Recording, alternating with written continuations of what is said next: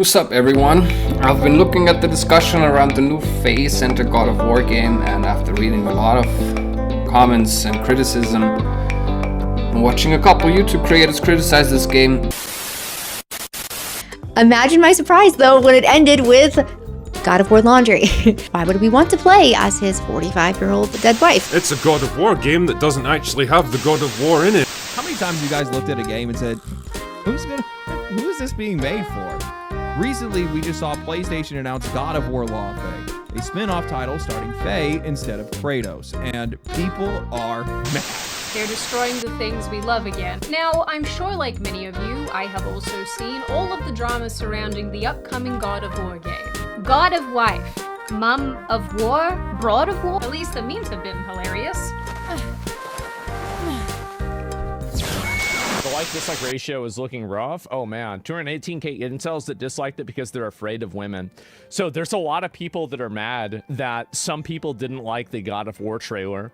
And what I think is really funny is that they're gonna have to understand that whether you think the incels are right or not, there are a lot of incels. And if you don't appeal to the incels, you're gonna have to appeal to somebody.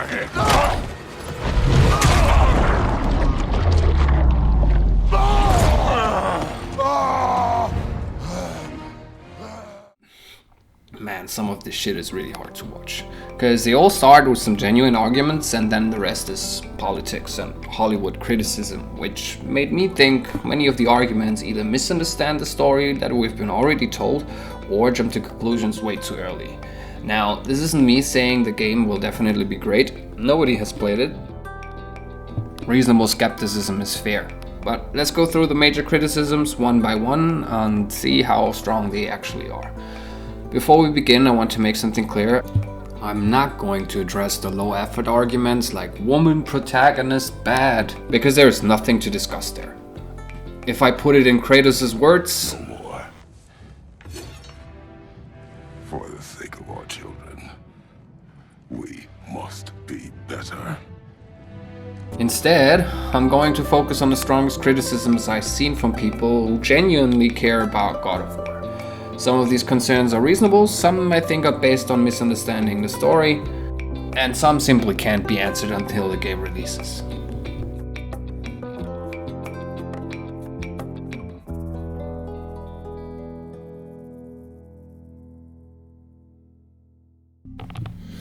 One of the biggest criticisms I've seen is that a God of War game without Kratos as the protagonist simply doesn't feel like God of War. The argument usually goes something like this. Kratos is the face of the franchise. He has been for 20 years. His journey is what players are invested in. If you remove him from the center of the story, then the franchise starts losing its identity. Alright? Okay.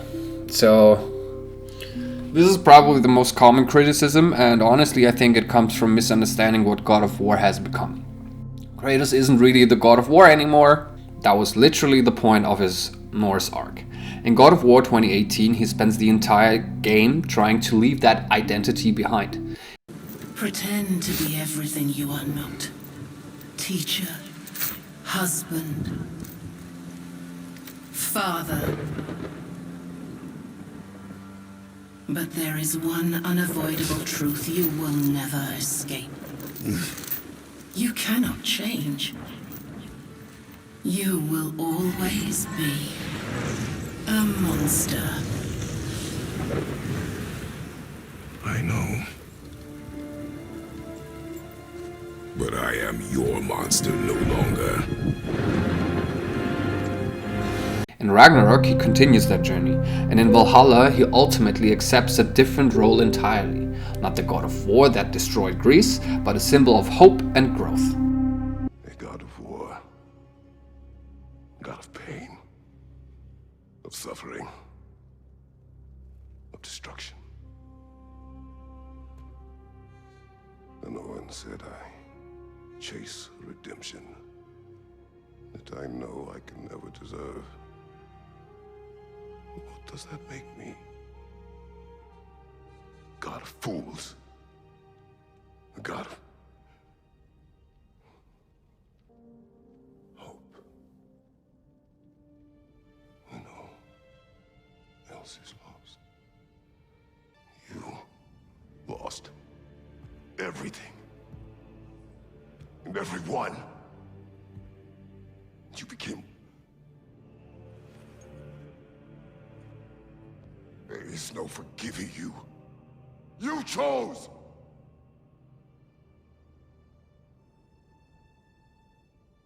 I chose. So when people say, Faye isn't the god of war, well, guess what? Neither is Kratos. God of War is the franchise name, alright? It's the brand. Just like The Hobbit exists in the Lord of the Rings universe without Bilbo being the Lord of the Rings. The stronger argument isn't Faye isn't God of War. The stronger argument is I personally play these games for Kratos. And that's fair.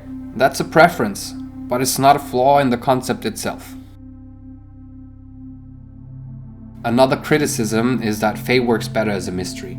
Many fans argue that one of the reasons she's so interesting is because we never fully see her. We only hear stories about her, we see the impact she had on the world, and because of that some people worry that giving her an entire game will remove the mystique that makes her compelling in the first place.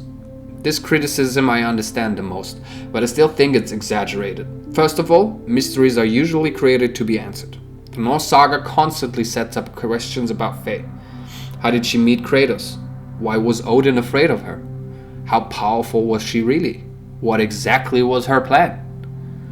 What happened before the events of 2018? Those questions weren't accidentally written into the story. They're there because the writers wanted us to ask them. Second, revealing a character doesn't automatically destroy the mystery. Let me give you an example. Look at Yoda. We know vastly more about Yoda now than we did in 1980. Yet he still is one of the most beloved characters in Star Wars.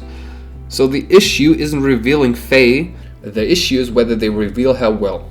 And those are two very different things. And let's be honest, Faye doesn't have nearly the amount of screen time or exploration that Yoda has received over decades of media. There's plenty of room to tell stories about her without explaining every single detail. Therefore, we can still keep the mystery.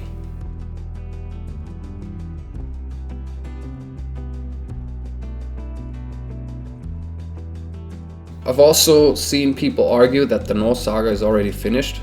Ragnarok concluded the main conflict, Odin is gone, the prophecy is fulfilled, the war is over. So from this perspective, some fans feel it's time to move on to a completely new mythology instead of continuing to explore the Norse setting. And to that I say...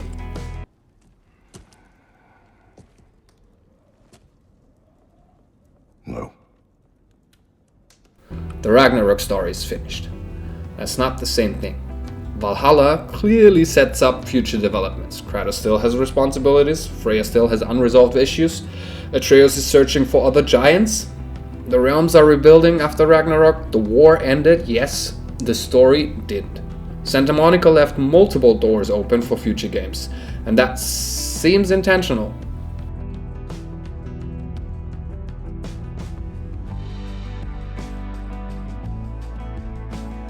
Another concern is that stories set before established events often suffer from lack of tension. If you already know where the characters end up, some people feel there are fewer stakes. Criticism here is that a Faye story might be too constrained by existing lore to tell a truly surprising story. This argument assumes that the game is a traditional prequel. I don't think that's what we're looking at. A traditional prequel asks, how did we get here? The Faye game seems to explore events happening alongside the main story, a parallel story, a spin-off. It's not the same thing as being chained to the past. In fact, it may allow the writers to reveal things that Ragnarok intentionally held back. Honestly, this game might end up delivering bigger lore payoffs than Ragnarok itself.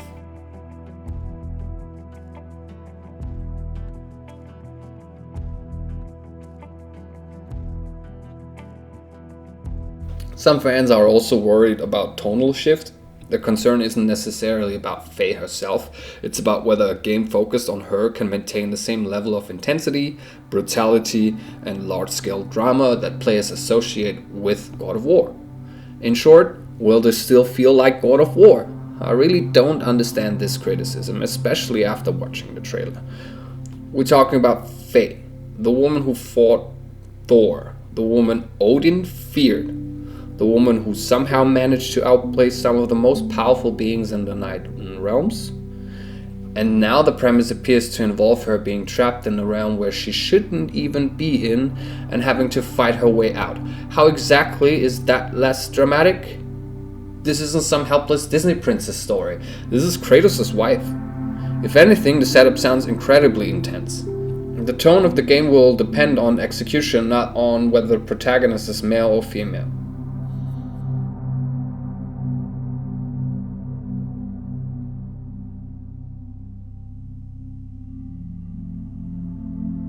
Gameplay concerns are another major topic.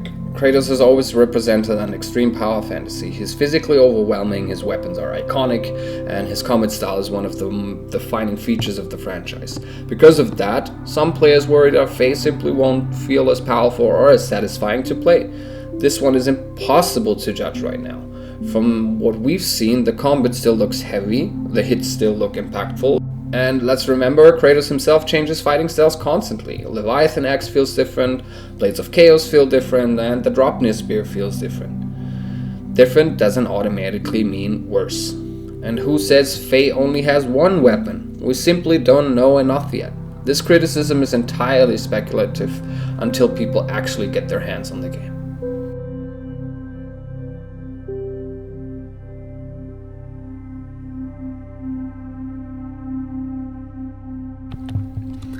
This next criticism is less about God of War itself and more about trends across the entertainment industry. Some fans have seen other franchises shift focus away from their legacy protagonists. Sometimes those transitions worked, sometimes they didn't. Okay, I have to stop the video. Let's go over these real quick. The first one, Kratos to Laufey, that's not a replacement, that's like one spin-off out of 7 God of War games. Second, I can agree with that. They killed off Joel, and we even had to play the woman who killed him, and we didn't get to take revenge, so this game was a mess in so many ways. Third, Chloe got her own spin-off, yes, but we played Nathan Drake in Uncharted 4, so yeah, I don't see the replacement there. Fourth, Jin Sakai's story ended, right? There was nothing teased, no follow-up story, so I don't know what her name is, doesn't fit the topic really. Fifth, always teased as a successor to Geralt in the games and in the books, so some of these comparisons make me think either you didn't play these games or your brain was somewhere else. Like, it really doesn't take much research to see that this whole replacement thing is not as big as people make it. Anyways, back to the video. Because of that history, some players see a Faye game and immediately worry that Kratos is being replaced or pushed aside. Others go even further and argue that the game exists primarily because Sony wants to keep the franchise active rather than because there is a story worth telling. This is where broader industry frustrations start getting mixed into God of War discussions. People point to other franchises, some replaced legacy characters, some sidelined beloved protagonists, and that's fair, those examples exist, but here's the problem. You can't use another franchise as a proof that God of War is doing the same thing. You need evidence from God of War itself. And right now, there isn't much evidence. One spin-off out of fucking what, 6 or 8 Kratos games, let's call it that, it doesn't mean replacement. One game starring Faye doesn't erase Kratos. Kratos remains the face of the franchise. Nothing we've seen suggests otherwise, and no new God of War game will ever change that.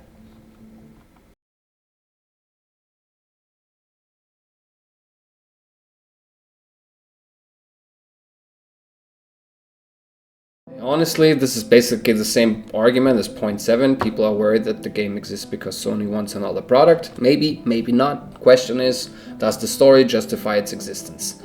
And that's something nobody can answer before release. So, yeah.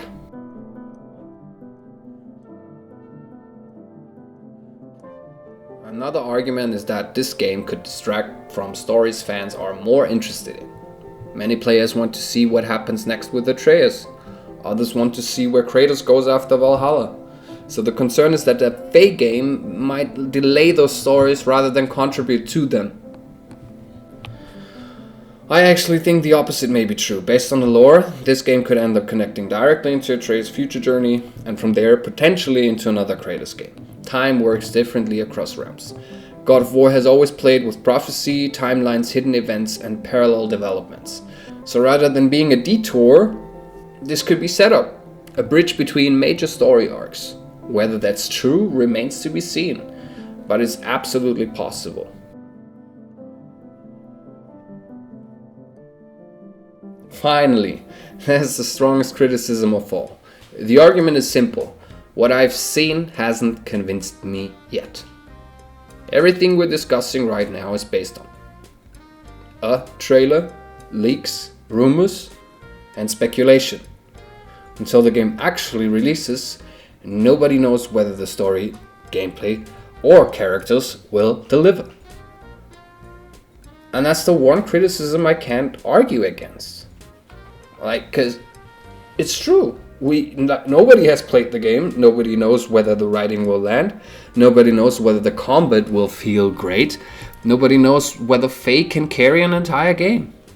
This is where reasonable skepticism belongs, and that's fair. And honestly, that's where the discussion should be. Let me know in the comments why didn't it convince you? Because I personally can't wait to see and play this game.